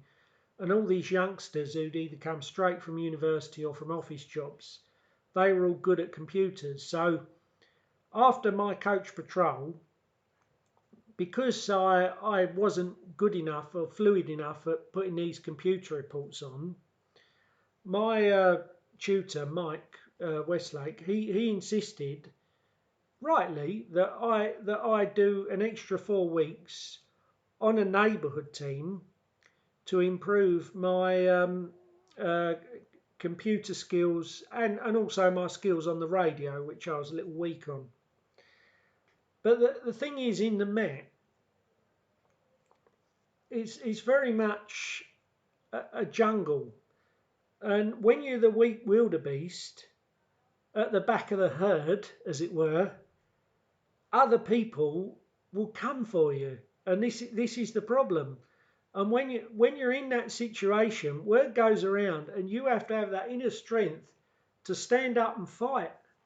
Now, the guy in charge of training, he was this slimeball called Sergeant Derek Hussein. And he said he used to say he was Chinese, but he looked more Central Asian. And Hussein is a Muslim name. Now, first of all, he heard I'd been sent to Paddington from Belgravia, where I was on coach patrol. I'd been sent to Paddington for an extra 4 weeks of on this neighbourhood team to learn fluidity with the computers. And so he sends me this email and he says, "Oh, hello, I'm Sergeant Derek Hussein. I'm in charge of training. Any help that I can give you, please be in touch. Please ask me, to try and find out and help you progress." So I had a question about something. I forget what it was, and so I asked him about this issue that I was confused about. So then this slimeball, Sergeant Derek Hussein, he's not in the Met anymore. He transferred up to Yorkshire. He then sends me an email back saying, "Oh, it's an issue of concern for me that you're not aware of that issue, the answer to that issue." So straight away I thought, right, we're going to play this game, sunshine.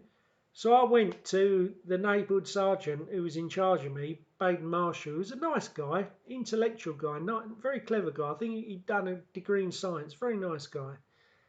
And I said to him, I said, right, that Sergeant Hussein, he says to me, "Have I got any questions?" Then I ask him a question, then it's an issue of concern that I don't know the answer. So I said, if I'm to have any interaction with that man again, I will do it with a Federation rep present. And after that, funny, I never heard from Sergeant Hussein again. But obviously, he went about, because he'd heard this from my sergeant, that I'd taken this militant attitude against him.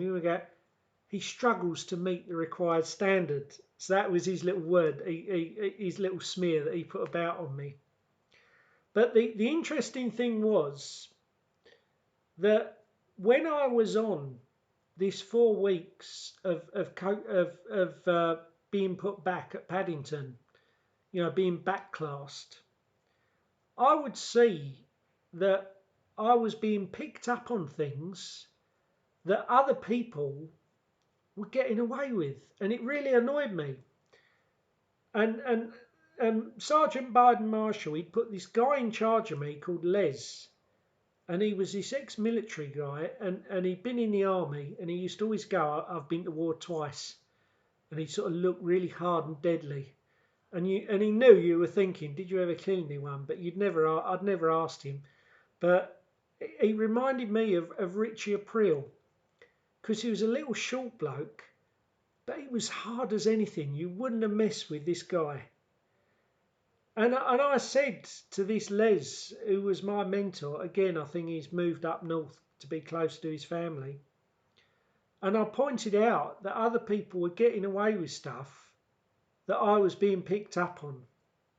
And this Les, plain speaking northern ex-squaddy, he had this very wise advice. He said to me, "Look, Gus," he said, "don't fight against it. What you've got to accept, at the moment, the spotlight is on you." He said, "So at the moment, what you've got to do is be top of your game, and then eventually the spotlight will move along and be on another person." And that was damn good advice, because obviously after these 4 weeks, I improved my computer and my radio, and I was fine. And this is the thing that that I then saw other people who were flagged up as the weak wildebeest at the back of the herd for one reason or another, and everyone would zone in on them. And I always tried never to do that in the police, because sadly there are a lot of people like that in the Met Police. They will love saying about so and so is useless, so and so is not up to scratch, and they're not that brilliant themselves. The people saying this, they're sort of midwit normies. And I mean, I might say things about someone I didn't like who'd said nasty things about me, but I'd never start trouble. And if I was asked to criticise someone for not being up to scratch, I'd always say, "Look, I'm not perfect." I say, "The day I'm perfect, I'll start criticising other people who've done nothing to me." And there was this poor guy called Matt, and Sergeant Hussein was actually able to get rid of him.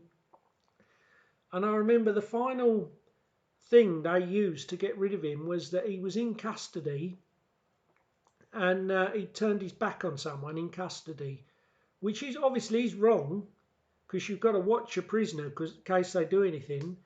But other people have done it and got away with it. So again, and I worked with this guy called Matt, and he wasn't brilliant, but he was no more useless than a lot of other people who they kept on. But it's just the word had got out that he was rubbish, so everyone dived in on him like vultures on a carcass, and that sadly is what the Met is like. And I remember the night they got rid of this poor Matt guy, I was actually with him. We were taking a prisoner into custody, and Sergeant Derek Hussein, he was so eager to tell him he was going that he came up into custody to find us. Rather than waiting till we booked this prisoner in, he sort of stood hovering behind us like a vulture waiting for it to dive on a piece of carrion. But this is the Met for you. And it's the same on restricted duty. I mean, I was fine, and then once they found this post that I'd put on Facebook, I was put on restricted duty, and this inspector in charge of my team, who was called Kieran Pender, he then said, "Oh, some station officer I was friends with called Jen Horton, who was this sort of insecure, easily influenced girl who sort of lived in the shadow of a twin sister who was an officer on another borough, who was a sort of cleverer, prettier, and smarter than she, and more popular than she was. But so what he did, I was friends with this Jen Horton, and I said to this Jen Horton once I was unrestricted, and I said I've been down the gym at Charing Cross, and I said, oh, do I look more gym toned now? I've been down the gym. Do I look more muscle bound? And this idiot Inspector Pender, he then tried to say, oh, that's harassment. And sadly, because this Jen Horton girl at Charing Cross, the station officer, was easily led, she then stabbed me in the back straight away and went along with it. And so what I did then, I come back again. I said, I remember an incident near Leicester Square where there was this officer who he was arguing with someone. This person he was arguing with, when he was shouting at this officer, a bit of spittle came out of his mouth and went onto the officer who he was arguing with, Jake. The officer then turned away, but myself, who was standing next to Jake, and this other officer called Alex, she was also standing there, we didn't restrain this guy because he hadn't deliberately spat in an officer's face. He was arguing, speaking loudly, and a bit of spittle came out his mouth. A car then drove up. Action man, Kieran Pender, Inspector, then jumps out, runs up to this guy, puts him in a headlock. So I then said that in a letter, and straight away they backed right off, and they got my welfare sergeant, who was a lovely guy, Chevy, to convince me to leave that and not pursue that. But what the result of that then was that when I was on restricted duty for a year, I was transferred to Kensington off borough. But that was better because I was off borough. I was almost working independently, so I'd come into Kensington, do a bit of property, and then about 2 o'clock I'd go to the gym. Whereas if I'd been at Charing Cross, I'd have been on borough, I'd have had to stay there all bloody day. So again, he did me a favour. But again, I remember this because when I was an officer, I joked around with Jen Horton numerous times as someone I naively thought was my friend, and Pender hadn't said a word. But once I was on restricted duty, again, like this poor Matt guy, everyone dives in. And this is the sad thing. And the union rep on Westminster, Sean, he actually said to me, people on restricted duty, they've not been found guilty, they've been accused of something. So they should be treated exactly the same as any other officer. But he said, sadly, they're not. And this is one of the big things with the Met.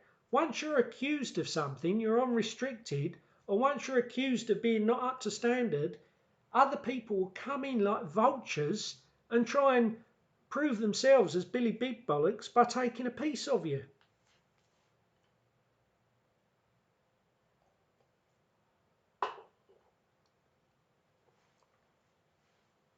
Now, obviously, I'm just bringing up these examples because these are examples that I remember of times where myself and other people were treated unequally at work in normie jobs. And the thing is, I remember them and they stick in my mind. And this is one of the things with being a leader, that if you do have favourites, and an inner group and an outer group, it's one of the things that will really, really piss people off, piss followers off. And Mark, he might well say to Kenny, and he might be right, he might say, look, I don't really have favourites, it's just an impression that you've got. But the thing is, with human beings, impressions are very important. And there's a brilliant statistical fact in the Malcolm Gladwell books that show this. Now, 14.5% of men are over 6 foot tall.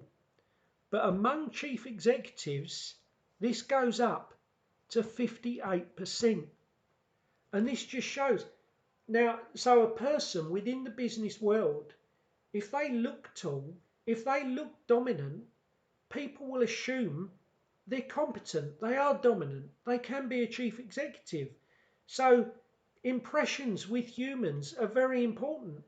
So even if Mark hasn't had favourites, even if he has acted impartially, if he is allowed the impression of favourites, the impression that his people that he plays computer games with are his favourites to get out there, again, it's an error. And I'm not saying this because I don't like him. I like Mark. I think he's a nice guy.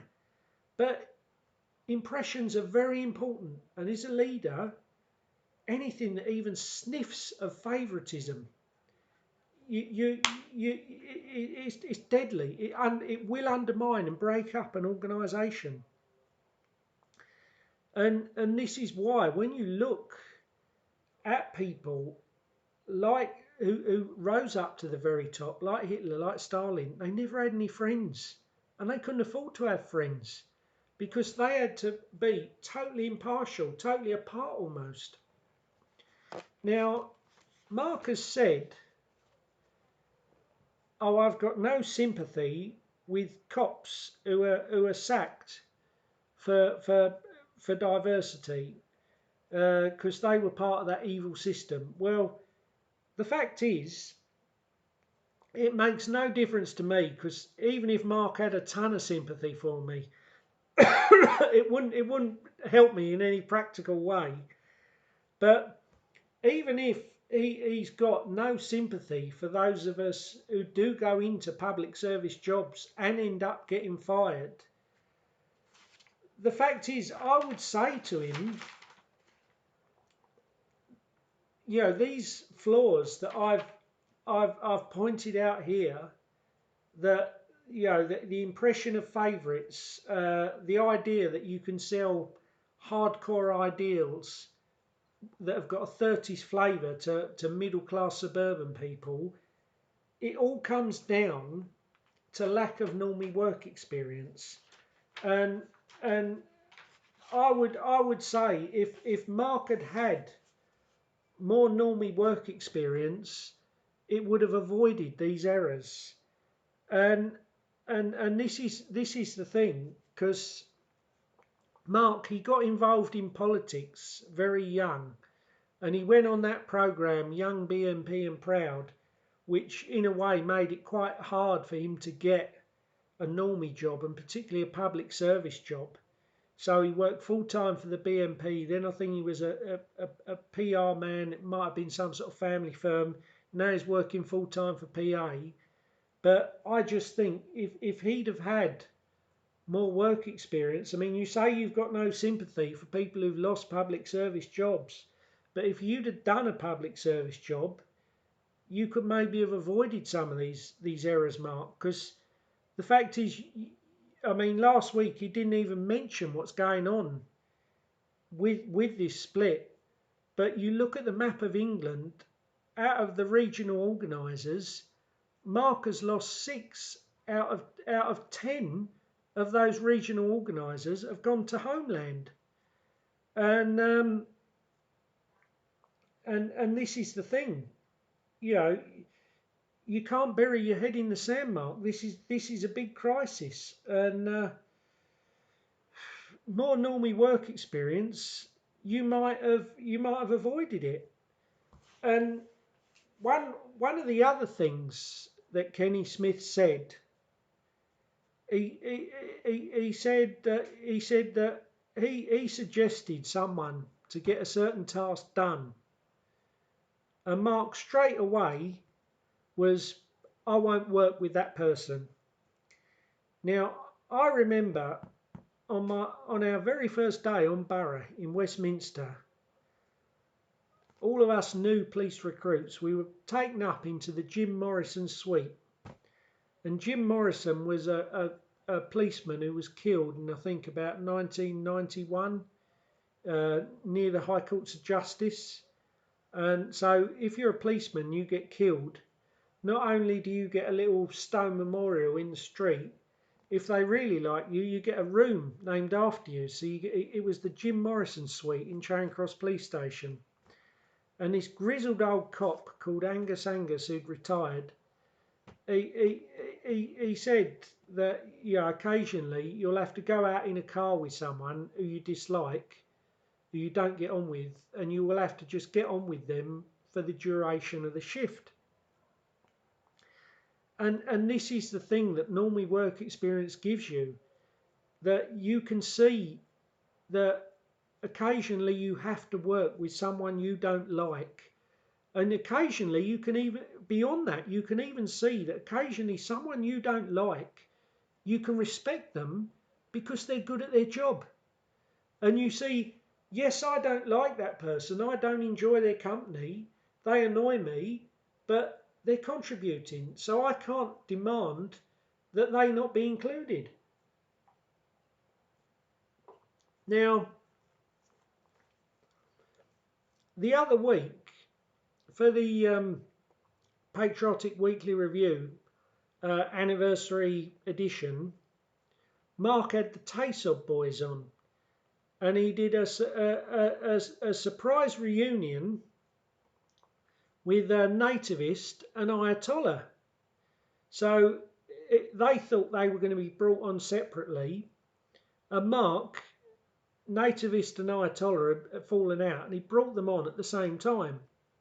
And credit to both nativist and Ayatollah, they made the best of it. They got on, they were civil to each other. But the fact is, if Mark was on a stream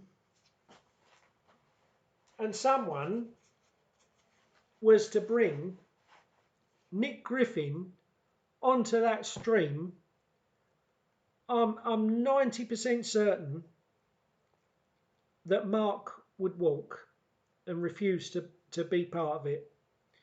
And I mean, this is the thing. We've all got enemies. I mean, I look back, Margaret Bamford, who threw me out the teaching profession on the 26th of September 2003 at St Christopher's High School, Accrington. I hate her, she's my enemy. Paul Blewer, Sergeant Paul Blewer, who grasped me and lost me my police career. I hate him, he's my enemy. Chris Dundee and Jenny Butler in the prison service, who used to make up lies against me, so I had to switch rings. I hate them, they're my enemy. But yes, we've all got personal likes, dislikes, and even vendettas. If you're someone like us, I mean, a lot of us tend to rub people up the wrong way. But it's about seeing the wood for the trees. Now, if Mark could go on a debate with Nick Griffin and raise thousands of pounds for the movement, having a debate about why the BNP failed, surely that would be a good thing. It's about seeing the bigger picture.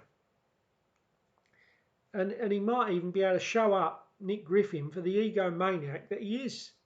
But Mark wouldn't do it because of his personal likes and dislikes. And part of the thing with Normie jobs is you learn that it's about getting the job done. Now, I remember another little anecdote. Once we were in Charing Cross Yard and we just brought a prisoner in. And we were getting this prisoner out the back of the van. And there was this guy on my team called Omar. Nice guy. I quite liked him. See, evil racist Gus, he went to Turkey to have a hair implant. And then when he got back the week after, he didn't want to do guard change and wear the helmet for 2 hours. So I did guard change for him on a freezing cold January day. They all started going to Turkey on my team, everyone who was losing their hair, because this little gay guy, Martin, who was Scottish, he went there. He was a treasure. He was when he saw me on restricted duty and he'd give me evil stares. Couldn't even say good morning. Ever so mature. But anyway, this Omar, he was quite a witty guy. He was a nice guy. I liked him. Yes, he was a Muslim. Yes, he was Pakistani, but I liked him. He was a nice guy. So we're in Charing Cross Yard, me and Omar, and we're getting this guy out the back of the van to go into custody. And I'm interacting with this guy. And for whatever reason, this guy, he does not like me. He really dislikes me. Don't know what it was, why I rubbed him up the wrong way. It may have been that he was Asian and Omar was a fellow Asian. I can't remember. But for whatever reason, he didn't like me. So he got really aggressive while he was still in the van shouting at me. So I then responded with a few aggressive words back. You assault a police officer, you'll be further arrested. But then Omar, he turned to me and he just said, look, back off, Gus. Let me handle this one. So then I sort of took a step back and Omar interacted with him and he went into custody peacefully. So what Normie work experience teaches you is in a lot of situations, it's about getting the job done as easily, as peacefully, as quickly as possible. Now, I could have, in that yard at Charing Cross, I could have thought, right, I'm going to be Billy Big Bollocks. I'm going to prove I'm a bigger, tougher guy than that prisoner who wants to insult me and shout at me. I'm going to show him. But that would have been stupid. It was about getting the job done, seeing the wood for the trees. And this, I would say to Mark, if he's a great bloke, he's probably a great leader, but I would say, we've got to try and unite. We've got to try and heal this split. And what we've got to do, we've got to see the wood for the trees, and we've got to work with people we don't like, and we've got to not ever have favourites or have any impression of favourites, and we've got to be serious and get registered as a party. Now, in the wake of this, I've got to give Mark credit. He has acted in a very mature and worthwhile way. He's tried to heal the split. He said to Kenny, come back, we'll take you back. I will take all the region organisers back who've left for Homeland and we can heal this split. I mean, I heard Sam on his thing about whether to support the coronation or not, Sam Melia, and he said, none of us are looking forward to the future. We all know on the left and on the right that there are bad times coming. And I think there's another video that needs to be made after this of how the normie boomer world of comfort and security is ending. And there's everything to play for. But we all know that bad times lie ahead. And Mark, to his credit, he's tried to heal this rift.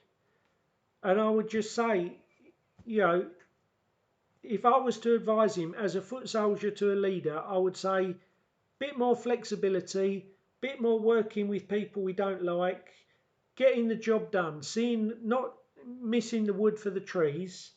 I would say don't ever give any impression of favourites, and we must try and heal this breach and get registered. And if Homeland does get registered first, I mean, then obviously that is the main vessel for nationalist hopes. And that doesn't mean that we have to abandon PA, but if PA develops into just a club like Traditional Britain or a pressure group like the Swinton Circle, we have to be honest that that's what it is. Because in the times that are coming, we need a serious political party. Because the idea that we can cut ourselves off and live as we want is naive. We've got to make a reach to take over and restore Britain to the greatness it once had. So that's my view on it, and that's my view on the causes and maybe what has created this division. But all I would say in my final words to all nationalists, we're all on the same side. We've all got to unite. We're not short of enemies, my friends, are we? So good night. Thank you for your time.